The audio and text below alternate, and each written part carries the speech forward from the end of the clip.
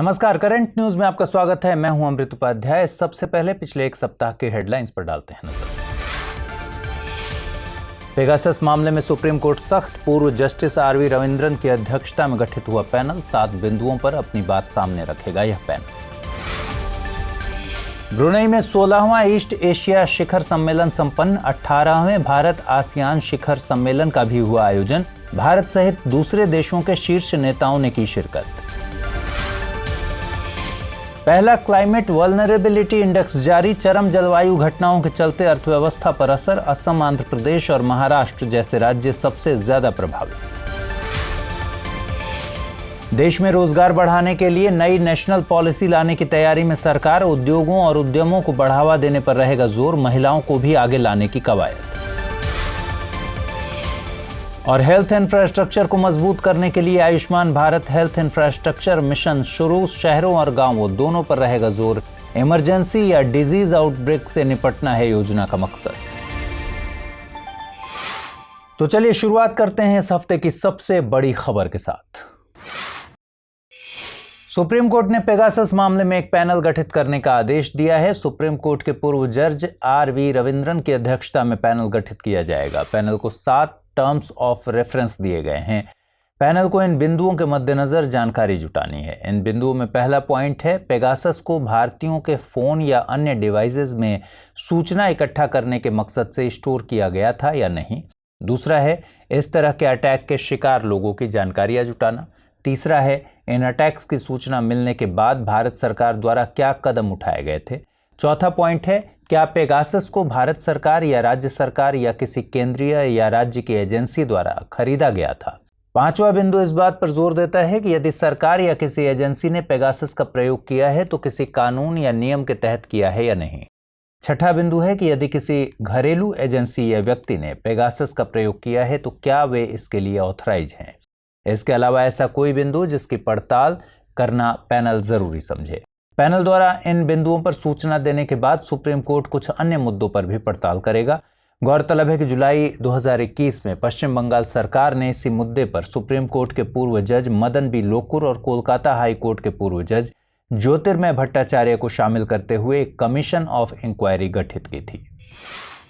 बीते दिनों सामाजिक न्याय एवं अधिकारिता मंत्रालय ने national fund to control drug abuse का इस्तेमाल डी एडिक्शन प्रोग्राम्स के लिए करने की सिफारिश की है। इस फंड को एनडीपीएस यानी national drugs and psychotropic substances act 1985 के तहत गठित किया गया है।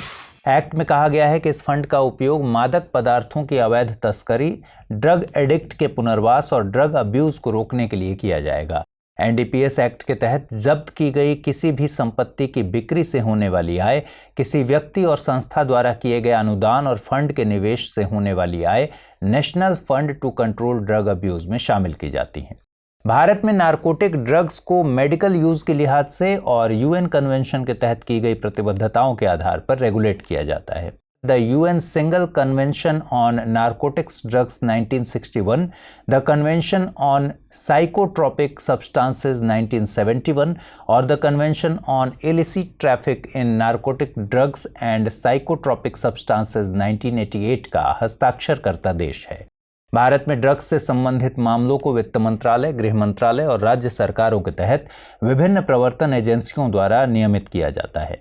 ड्रग्स की मांग में कमी का मामला सामाजिक न्याय और अधिकारिता मंत्रालय द्वारा नियंत्रित किया जाता है। वहीं नशा करने वालों के उपचार और उनका पुनर्वास स्वास्थ्य मंत्रालय के अधिकार क्षेत्र में आता है। मेघालय की एक जिला परिषद संपत्ति के हक के सालों पुराने प्रचलन को बदलने जा रही है। खासी हिल्स ऑटोनोमस डिस्ट्रिक्ट काउंसिल इसके लिए जल्द ही एक बिल सामने रखेगी जिसका नाम होगा खासी हिल्स ऑटोनोमस डिस्ट्रिक्ट खासी इनहेरिटेंस ऑफ प्रॉपर्टी बिल 2021। ये खबर जानना इसलिए जरूरी है क्योंकि भारत के अधिकांश हिस्से में पितृसत्तात्मक व्यवस्था है। साथ ही पैतृक संपत्ति के मामले में भी पुरुषों का पलड़ा ज्यादा भारी दिखाई पड़ता है। लेकिन खासी में इसके बिल्कुल उलट स्थिति है। यहाँ का खासी समाज खास तौर पर मातृसत्तात्मक है, यानी महिलाओं को परिवार और समाज में अधिक तवज्जो दी जाती है। इसके साथ ही जो पैतृक संपत्ति है उस पर भी महिलाओं का ही दबदबा है। इतना ही नहीं, देश के दूसरे क्षेत्रों के इतर यहाँ केवल परिवार की सबसे छोटी बेटी को ही संपत्ति के सभी अधिकार दिए जाते हैं। इस समाज में सबसे छोटी बेटी को खातदुह कहा जाता है। यहाँ वंशानुगत प्रक्रिया भी माता के कुल से निर्धारित की जाती है। इस पूरी व्यवस्था में न केवल बेटे को बल्कि घर की बड़ी बेटियों को भी संपत्ति पर कोई हक नहीं मिलता। इन सभी बातों से लड़कों को लोन वगैरह हासिल करने में दिक्कत होती है, क्योंकि उनके पास संपत्ति पर अधिकार से जुड़े कोई कागजात नहीं होते। नए बिल का मकसद खासी समुदाय में संपत्ति का सही बंटवारा सुनिश्चित करना है। साथ ही अब माता पिता को ये तय करने का हक मिल सकेगा कि वे किसे वारिस बनाना चाहते हैं। यह बिल प्रावधान करता है कि अगर कोई संतान किसी गैर खासी व्यक्ति से शादी करती है तो उसे पैतृक संपत्ति पर हक नहीं मिलेगा। पूर्वोत्तर राज्य मेघालय की सीमा केवल एक राज्य असम से लगती है। वहीं यह बांग्लादेश के साथ भारत की अंतर्राष्ट्रीय सीमा भी बनाता है। यहाँ खासी के साथ ही चकमा, कुकी, गारो, हाजोंग, जयंतिया, खेलमा, लाखेर, मिकिर आदि मुख्य जनजातियां निवास करती हैं। खासी समुदाय जिस मातृसत्तात्मक व्यवस्था पर चलता है, देश के कुछ दूसरे समुदाय भी इसका पालन करते हैं, जैसे मेघालय के गारो लोग, केरल का एझवा और नायर समुदाय और कर्नाटक के बुंत और बिल्लावा समुदाय। यहाँ एक बात और जानना जरूरी है कि नया बिल इस खास ऑटोनोमस डिस्ट्रिक्ट काउंसिल में पेश किया जाएगा, न कि विधानसभा में। सवाल है कि ऐसा क्यों? दरअसल संविधान की 6ठी अनुसूची में 4 राज्यों असम, मेघालय, त्रिपुरा और मिजोरम के लिए जनजातीय क्षेत्रों के प्रशासन के प्रावधान किए गए हैं। इसी अनुसूची के तहत राज्यपाल एक स्वायत्त परिषद का गठन कर सकते हैं। इन परिषदों को प्रशासन चलाने के लिए कुछ स्वायत्तता दी जाती है। हालांकि किसी कानून को अंतिम रूप से पारित करने की शक्तियां विधानसभा के ही पास हैं। केंद्र ने registration of births and deaths act RBD 1969 में संशोधन करने की बात की है। इससे राष्ट्रीय स्तर पर जन्म और मृत्यु का डेटाबेस मेंटेन किया जा सकेगा। इस डेटाबेस का प्रयोग पॉपुलेशन रजिस्टर, इलेक्टोरल रजिस्टर, आधार, राशन कार्ड, पासपोर्ट और ड्राइविंग लाइसेंस को अपडेट करने के लिए किया जा सकेगा। वर्तमान में जन्म और मृत्यु का पंजीकरण राज्यों द्वारा नियुक्त स्थानीय रजिस्ट्रार करते हैं। हालिया प्रस्ताव के मुताबिक राज्यों द्वारा नियुक्त मुख्य रजिस्ट्रार राज्य स्तर पर एक एकीकृत डेटाबेस बनाएंगे। इसे भारत के रजिस्ट्रार जनरल द्वारा बनाए गए राष्ट्रीय स्तर पर डेटा के साथ एकीकृत किया जाएगा। RBD एक्ट में धारा 3A प्रस्तावित की गई है। इसके मुताबिक भारत के रजिस्ट्रार जनरल को राष्ट्रीय स्तर पर जन्म और मृत्यु के डेटाबेस को मेंटेन करना होगा। इसे केंद्र सरकार की सहमति से सिटीजनशिप एक्ट 1955 के तहत population registrar representation of the people act 1951 के तहत इलेक्टोरल रजिस्टर, आधार एक्ट 2016 के तहत Aadhaar database, national food security act 2013 के तहत राशन कार्ड डेटाबेस, पासपोर्ट और ड्राइविंग लाइसेंस को अपडेट करने के लिए प्रयोग किया जा सकेगा। यदि संशोधनों को लागू किया जाता है तो केंद्र NPR यानी राष्ट्रीय जनसंख्या रजिस्टर को अपडेट करने के लिए इस डेटा का उपयोग कर सकता है। NPR को पहली बार 2010 में तैयार किया गया था। 2015 में डोर टू डोर गणना के माध्यम से इसे संशोधित किया गया था। यह नागरिकता नियम 2003 के तहत NRC यानी नेशनल रजिस्टर ऑफ सिटीजन के निर्माण की दिशा में पहला कदम है। नागरिकता नियम 2003 के नियम 4(1) में कहा गया है कि केंद्र सरकार NRC के लिए पूरे देश में हर परिवार से संबंधित विवरणों के डेटा को कलेक्ट कर सकेगी। बीते 27 अक्टूबर को ईस्ट एशिया समिट के 16वें शिखर सम्मेलन का आयोजन हुआ। इसके अगले ही दिन भारत आसियान के 18वें शिखर सम्मेलन को भी खत्म किया गया। दोनों सम्मेलनों का आयोजन इस साल ब्रुनेई ने किया है। अगले साल भारत आसियान शिखर सम्मेलन की मेजबानी कंबोडिया करेगा। खास बात यह है कि 2022 में भारत अपनी आज़ादी के 75 साल पूरा कर लेगा और भारत आसियान संबंधों की भी 30वीं वर्षगांठ होगी। इस साल सदस्य देशों के नेताओं ने क्षेत्रीय और अंतर्राष्ट्रीय हितों पर बातचीत की। इसके साथ ही समुद्री सुरक्षा, आतंकवाद और कोविड पर सहयोग जैसे मुद्दों पर भी बातचीत की गई। इस सम्मेलन में भारत के प्रधानमंत्री श्री नरेंद्र मोदी ने भी वीडियो कॉन्फ्रेंसिंग के जरिए शिरकत की थी। उन्होंने इस दौरान खास तौर पर कोविड महामारी से उभरी चुनौतियों से निपटने के लिए आपसी सहयोग पर जोर दिया। आपको बता दें कि ईस्ट एशिया समिट की शुरुआत 2005 में हुई थी। इसका पहला सम्मेलन मलेशिया के कुआलालंपुर में हुआ था। इस समूह में 10 आसियान देशों के साथ 8 अन्य देश शामिल हैं। इनमें ऑस्ट्रेलिया, चीन, भारत, जापान, न्यूजीलैंड और दक्षिण कोरिया का नाम है, जो शुरू से ही इसके सदस्य हैं। इस समूह में अमेरिका और रूस 2011 में इंडोनेशिया के बाली में हुए 6ठे सम्मेलन में इसके सदस्य बने। आसियान में Brunei, Cambodia, Malaysia, Myanmar, Philippines, Singapore, Thailand, Vietnam, Laos और इंडोनेशिया शामिल हैं। ईस्ट एशिया समिट की बैठक हर साल होती है, जिसमें सदस्य देशों के हेड ऑफ स्टेट और हेड ऑफ गवर्नमेंट शिरकत करते हैं। ये नेता पर्यावरण और ऊर्जा, शिक्षा, वित्त, वैश्विक स्वास्थ्य मुद्दे और महामारी, आपदा और आसियान कनेक्टिविटी जैसे 6 बड़े मुद्दों पर सहयोग करते हैं। आपको बता दें कि इंडोनेशिया के जकार्ता में ईस्ट एशिया समिट के लिए आसियान के सचिवालय में एक विशेष इकाई है। बीते दिनों 2 अमेरिकी सीनेटर मार्क वार्नर और जॉन कॉर्नी ने अमेरिकी राष्ट्रपति जो बाइडेन से भारत पर काटसा के प्रावधान आरोपित न करने की मांग की है। अमेरिकी कानून के मुताबिक भारत द्वारा रूस से S-400 खरीदने के कारण CAATSA यानी countering America's adversaries through sanctions act के प्रावधान आरोपित किए जा सकते हैं। गौरतलब है कि S-400 रूस की सबसे ज़्यादा एडवांस लंबी दूरी की सतह से हवा में मार करने वाले मिसाइल डिफेंस सिस्टम का नाम है। काटसा की बात करें तो यह एक सख्त अमेरिकी कानून है जिसके जरिए अमेरिकी प्रशासन को उन देशों पर प्रतिबंध लगाने की शक्तियां मिलती हैं जो रूस से सुरक्षा हार्डवेयर खरीदते हैं। इस कानून के जरिए अमेरिका रूस के हथियारों का व्यापार दुनिया भर में कम करने की रणनीति अपनाता है। साल 2014 में रूस का क्रीमिया पर कब्जा और 2016 के अमेरिकी राष्ट्रपति चुनाव में कथित हस्तक्षेप को इस कानून की मुख्य वजह माना जाता है। हवाई यात्रा करते वक्त दिव्यांगजनों को ज्यादा दिक्कतों का सामना न करना पड़े, इसके लिए सरकार जल्द ही नई गाइडलाइंस जारी करेगी। नागरिक विमानन मंत्रालय ने इसके लिए एक ड्राफ्ट भी तैयार किया है जिसे जल्द ही फाइनल किया जाएगा। दरअसल कुछ दिनों पहले एक कलाकार और डांसर सुधा चंद्रन ने प्रधानमंत्री को एयरपोर्ट पर जांच के दौरान होने वाली दिक्कतों के बारे में बताया था। उन्होंने प्रधानमंत्री से अपील की थी कि सरकार को दिव्यांगजनों के लिए एक कार्ड जारी करना चाहिए ताकि हवाई यात्रा के दौरान उन्हें सहूलियत रहे। अब जान लेते हैं कि सरकार ने इस नए ड्राफ्ट में क्या बातें शामिल की हैं। ड्राफ्ट के मुताबिक अब एयरपोर्ट ऑपरेटर्स को जांच के लिए कुछ ऐसी व्यवस्था बनानी होगी कि स्क्रीनिंग करने से यात्री की गरिमा और निजता कम ना हो। यहाँ ऐसे यात्रियों की बात की जा रही है जिनकी कुछ खास ज़रूरतें होती हैं, जैसे ऐसे दिव्यांगजन जिन्हें आर्टिफिशियल लिम्ब की ज़रूरत होती है। ड्राफ्ट में कहा गया है कि प्रोस्थेटिक्स की स्क्रीनिंग करते वक्त एयरपोर्ट सिक्योरिटी एक्सरे ETD यानी एक्सप्लोजिव ट्रेस डिटेंशन डिवाइस आदि का इस्तेमाल कर सकते हैं। एक बात यह भी है कि ऐसे दिव्यांग यात्री जिन्हें प्रोस्थेटिक लिम्ब लगा हुआ है उन्हें पहले एक डोर फ्रेम डिटेक्टर से गुजरना होगा। इसके बाद उन्हें प्राइवेट स्क्रीनिंग पॉइंट तक जाना होगा। ड्राफ्ट में साफ है कि अब ऐसे यात्रियों को अपने शरीर से प्रोस्थेटिक लिम्ब नहीं हटाना होगा। अगर लिम्ब इस तरह का है कि उसमें फोम पैडिंग कवर नहीं है और स्टील रॉड को साफ साफ देखा जा सकता है तो उसका केवल ETD ही किया जाएगा। हालांकि रेयर केसेस में अगर सुरक्षाकर्मी को लगता है कि स्क्रीनिंग करनी ही है तो लिम्ब को हटवाया जा सकता है। वहीं ऐसे यात्री जो hearing aids, cochlear implants, spinal stimulators आदि का इस्तेमाल करते हैं उन्हें एक्सरे स्क्रीनिंग से पहले इन डिवाइसेस को डिस्कनेक्ट करना होगा। आपको बता दें कि दिव्यांगजनों की सहूलियत के लिए आजकल आर्टिफिशियल लिम्ब्स का इस्तेमाल किया जाने लगा है। इसमें अपंग हो चुके हिस्से का ही आर्टिफिशियल हिस्सा शरीर में फिट कर दिया जाता है।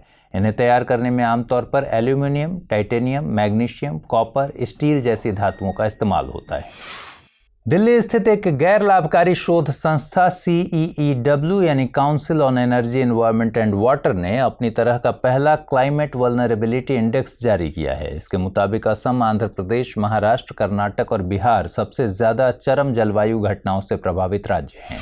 इंडेक्स के मुताबिक कुल 27 राज्य और संघ शासित प्रदेश ऐसे हैं जहां पर चरम जलवायु घटनाओं के चलते स्थानीय अर्थव्यवस्था पर असर रहा है।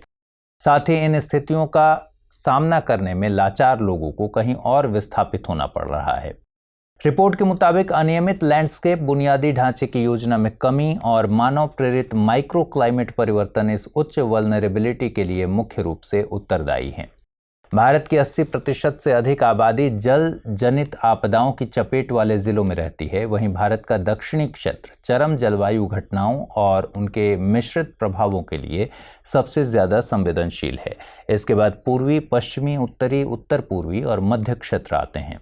भारत के उत्तर पूर्वी राज्य बाढ़ के प्रति अधिक संवेदनशील हैं, जबकि दक्षिणी और मध्य भारतीय राज्य गंभीर सूखे की चपेट में हैं। भारत में 5 क्षेत्रों दक्षिण, उत्तर, उत्तर पूर्व, पश्चिम और मध्य में जल आपदाओं के लिए कम अनुकूलन क्षमता है। हाल ही में SEEI यानी स्टेट एनर्जी एफिशिएंसी इंडेक्स 2020 जारी किया गया है। इंडेक्स को BEE यानी ब्यूरो ऑफ एनर्जी एफिशिएंसी और AEEE यानी अलायंस फॉर एनर्जी एफिशिएंसी द्वारा तैयार किया गया था। 68 इंडिकेटर्स पर आधारित इस इंडेक्स में बिल्डिंग्स, उद्योग, म्यूनिसिपैलिटीज, परिवहन, कृषि और डिस्कॉम्स यानी डिस्ट्रीब्यूशन कंपनियां जैसे सेक्टर्स शामिल हैं। SEEI 2020 में 36 राज्यों और संघ शासित प्रदेशों को शामिल किया गया है। राज्यों के परफॉर्मेंस के आधार पर उन्हें फ्रंट रनर, अचीवर, कंटेंडर और एस्पिरेंट की श्रेणी में शामिल किया गया है।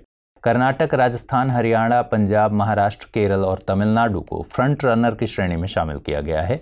AEEE नई दिल्ली स्थित एक गैर लाभकारी संस्था है। यह एनर्जी एफिशिएंसी के क्षेत्र में जागरूकता के लिए कार्यरत है। यह संस्था डेटा आधारित एनर्जी एफिशिएंसी की नीतियां बनाने के लिए काम करती है। ऊर्जा संरक्षण अधिनियम 2001 के द्वारा 1 मार्च 2002 को BEE का गठन किया गया था। इसका प्राथमिक उद्देश्य भारतीय अर्थव्यवस्था में एनर्जी इंटेंसिटी को कम करना है। आपको बता दें कि एनर्जी इंटेंसिटी यानी ऊर्जा तीव्रता को प्रति यूनिट उत्पादन के लिए जरूरी ऊर्जा की मात्रा से मापा जाता है। किसी उत्पाद के उत्पादन में कम ऊर्जा का उपयोग करके ऊर्जा तीव्रता को कम किया जा सकता है। उदाहरण के लिए LED लाइट्स का प्रयोग। मतलब ये कि एनर्जी एफिशिएंट उत्पादों का प्रयोग करके एनर्जी इंटेंसिटी को कम किया जा सकता है। भारत सरकार की उजाला पहल LED लाइट्स के इस्तेमाल से ही संबंधित है। वहीं एनर्जी एफिशिएंसी यानी ऊर्जा दक्षता से मतलब है कि एनर्जी के कम इनपुट से अधिक सेवाओं को हासिल किया जाए। हाल ही में सऊदी अरब ने साल 2060 तक नेट जीरो के उत्सर्जन लक्ष्य को हासिल करने की बात कही है। यह निर्णय नवंबर में आयोजित होने वाले COP26 के मद्देनजर लिया गया है। हालांकि दुनिया के बड़े तेल निर्यातकों में शुमार सऊदी अरब ने नए तेल एवं गैस के क्षेत्र में निवेश में कटौती जैसी कोई बात नहीं की है। इसके बाद बहरीन ने भी 2060 तक नेट जीरो एमिशन के लक्ष्य को हासिल करने की बात की है। इसके अलावा यूरोपियन यूनियन ने 2050 तक नेट जीरो का लक्ष्य रखा है। नेट जीरो के एमिशन के अर्थ की बात करें तो इसमें ग्रीन हाउस गैस उत्सर्जन और पर्यावरण से ग्रीन हाउस गैस अवशोषण के बीच एक संतुलन होना चाहिए। सरल शब्दों में कहें तो जितनी ग्रीन हाउस गैस पर्यावरण में उत्सर्जित होगी उतनी पर्यावरण से अवशोषित की जाएगी। इस तरह नेट उत्सर्जन जीरो होगा। वहीं नेट जीरो वाटर की बात करें तो इसमें जल संसाधनों की खपत को सीमित किया जाता है। साथ ही पानी को खपत किए गए क्षेत्र में वापस भी किया जाता है। इसके लिए रेन वाटर हार्वेस्टिंग सरीखे उपायों को अपनाया जाता है। नेट जीरो एनर्जी से मतलब है किसी दिए हुए साल में ऊर्जा की खपत के बराबर ही ऊर्जा का उत्पादन नवीकरणीय ऊर्जा संसाधनों के जरिए किया जा सके। नेट जीरो वेस्ट से मतलब है रिड्यूसिंग, रीयूजिंग और रिकवरिंग का प्रयोग करते हुए कचरे को जरूरी उत्पाद में तब्दील करना। सरकार जल्द ही देश में रोजगार सृजन बढ़ाने के मकसद से भारत की पहली राष्ट्रीय रोजगार नीति तैयार करने के लिए एक समिति बनाएगी। इस नीति के 2 मकसद हैं, जिनमें पहला है रोजगार के अवसर पैदा करने के लिए नए उद्यमों और उद्योगों को आकर्षित करने के लिए एक सक्षम वातावरण बनाना।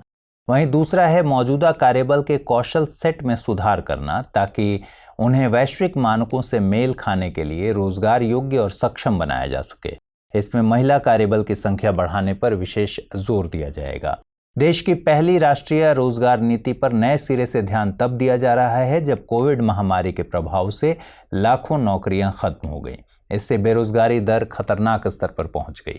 मार्च 2020 में पहली बार महामारी की चपेट में आने के कई महीने बाद भी देश में रोजगार पूर्व महामारी के स्तर से कम है, जबकि हर साल देश के कार्यबल में कम से कम 5 मिलियन लोग शामिल हो रहे हैं। आपको बता दें कि भारत में कार्यशील जनसंख्या में 15 से 64 वर्ष आयु वर्ग के लोग शामिल होते हैं। हाल ही में SRS बुलेटिन के तहत सैंपल रजिस्ट्रेशन सिस्टम के आंकड़े जारी किए गए हैं। इसके लिए हर साल भारत के office of the registrar general के द्वारा हर राज्य और संघ शासित प्रदेश में सर्वे किया जाता है। इस बुलेटिन में जन्म दर, मृत्यु दर, प्राकृतिक वृद्धि दर और शिशु मृत्यु दर के आंकड़े साल 2019 के लिए दिए गए हैं। आंकड़े के मुताबिक 2018 में जन्म दर 20 के मुकाबले साल 2019 में जन्म दर 19.7 हो गई है। वहीं ग्रामीण क्षेत्रों में जन्म दर 21.4 और शहरी क्षेत्रों में 16.4 है।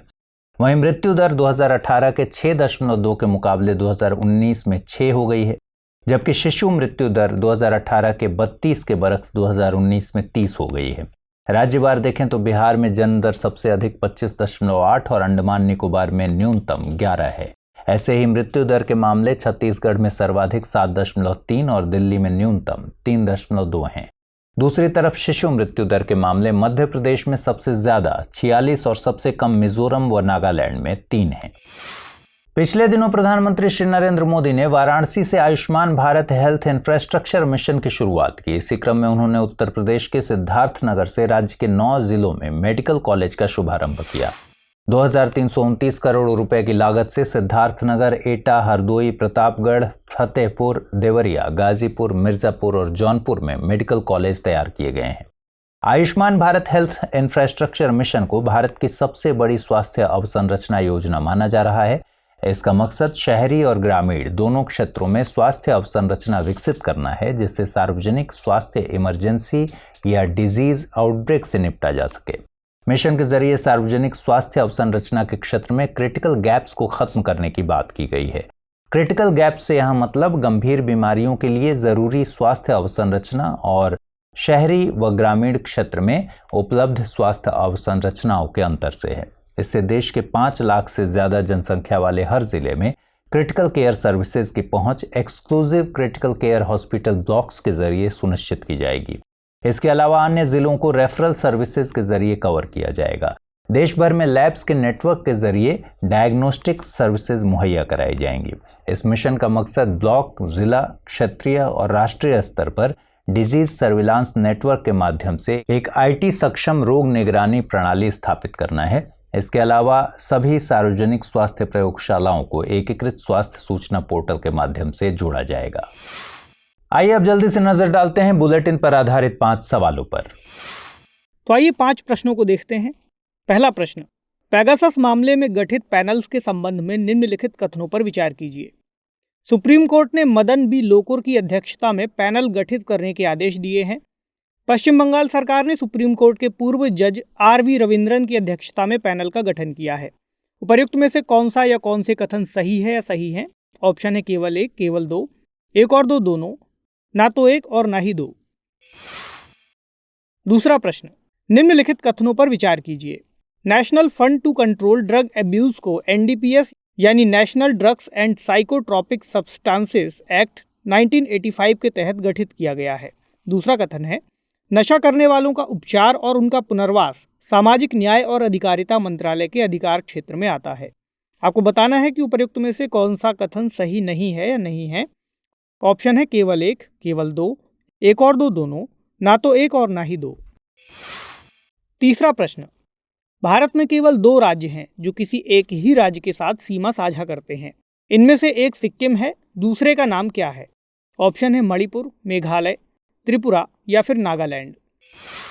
चौथा प्रश्न, भारत आसियान शिखर सम्मेलन की मेजबानी साल 2022 में निम्न में से किस देश के द्वारा की जाएगी?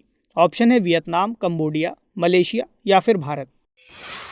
पांचवा प्रश्न, हाल ही में जारी SRS बुलेटिन से संबंधित निम्न कथनों पर विचार कीजिए। इसे हर 2 साल में भारत के office of the registrar general के द्वारा जारी किया जाता है। दूसरा कथन, ग्रामीण क्षेत्रों की जन्म दर शहरी क्षेत्र की जन्म दर के मुकाबले अधिक है। उपर्युक्त में से कौन सा या कौन से कथन सही नहीं है या नहीं है? ऑप्शन है केवल 1, केवल 2, 1 और 2 दोनों, ना तो 1 और ना ही 2। तो फिलहाल इस बुलेटिन में इतना ही। खबरों को विस्तार से पढ़ने के लिए विजिट कीजिए www.drishti.com पर। साथ ही दृष्टि एस के हिंदी और अंग्रेजी यूट्यूब चैनल को लाइक, शेयर और सब्सक्राइब करना मत भूलिए। लेकिन चलते चलते डालते हैं कुछ छोटी मगर जरूरी खबरों पर नजर।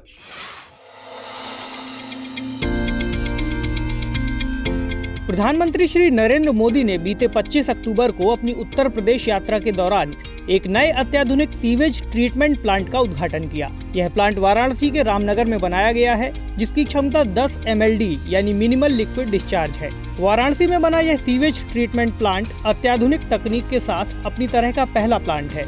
इसे नवीनतम A20 तकनीक पर बनाया गया है। ऐसे सीवेज ट्रीटमेंट प्लांटों का निर्माण नमामि गंगे मिशन के तहत किया जा रहा है। कर्नाटक राज्य में कोरोना वायरस के नए वेरिएंट AY.4.2 के मामले सामने आए हैं। AY.4.2 इस समय कई देशों, खासकर UK में बढ़ते कोविड मामलों का कारण बना हुआ है। यह नया वेरिएंट कोविड के डेल्टा संस्करण में हुए म्यूटेशन का परिणाम है। हालांकि अभी इस बात की पुष्टि नहीं हुई है कि AY.4.2 कब और कहां उत्पन्न हुआ है। INSACOG यानी इंडिया SARS-CoV-2 जीनोम कंसोर्टियम की साप्ताहिक रिपोर्ट के मुताबिक भारत में अभी इसके बहुत कम मामले हैं। बीते सप्ताह तमिलनाडु के श्री विल्लीपुथुर मेघमलाई टाइगर रिजर्व में तितली की एक दुर्लभ प्रजाति देखी गई है। इस प्रजाति को सिल्वर फॉरगेट मी नॉट यानी FMN कहा गया है। तितली विशेषज्ञों के अनुसार इस प्रजाति को प्रकृति में प्रवासी नहीं माना जाता। इंडिगोसा पौधा इसका प्रमुख भोजन है। ऐसा माना गया है कि कॉमन FMN से मिलता जुलता होने के कारण अब तक सिल्वर FMN की अनदेखी होती रही है। आपको बता दें कि बॉम्बे नेचुरल हिस्ट्री सोसाइटी की पत्रिका में बटरफ्लाइज ऑफ नीलगिरीज नाम से दक्षिण भारत में सिल्वर FMN का जिक्र मिलता है।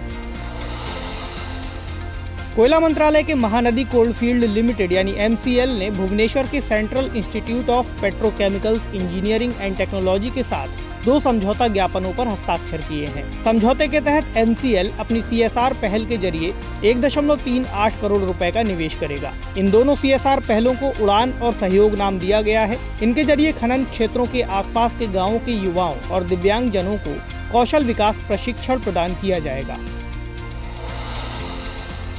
प्रधानमंत्री श्री नरेंद्र मोदी ने 2022 में मैत्री वर्ष के उत्सव के हिस्से के रूप में भारत आसियान स्टार्टअप उत्सव का प्रस्ताव रखा है। उन्होंने यह प्रस्ताव 18वें भारत आसियान शिखर सम्मेलन में रखा। इसमें वस्तुओं को लेकर आसियान भारत मुक्त व्यापार समझौते की जल्द समीक्षा की बात कही गई। इलेक्ट्रॉनिक्स और सूचना प्रौद्योगिकी मंत्रालय 1 सप्ताह के डीप डाइव ऑनलाइन प्रशिक्षण कार्यक्रम का आयोजन कर रहा है। इस कार्यक्रम का मकसद साइबर सुरक्षा पारिस्थितिकी तंत्र को मजबूत करना है। इसमें मुख्य सूचना सुरक्षा अधिकारियों और तकनीकी प्रमुखों के साथ केंद्र और राज्य सरकारों, सार्वजनिक उपक्रमों और बैंक संगठनों के विभिन्न मंत्रालयों, विभागों और संगठनों का प्रतिनिधित्व करने वाले फ्रंटलाइन IT कर्मचारी शामिल होंगे। हमारी टीम कोशिश करती है कि आपको दी गई खबरों में एक भी गलती ना हो, लेकिन यदि किसी सोर्स या ह्यूमन एरर की वजह से ऐसी गलती हो जाती है तो इस वीडियो के कमेंट बॉक्स में उस गलती को सुधार कर पिन कर दिया जाता है और यह आपको कमेंट बॉक्स में सबसे ऊपर दिखाई देता है।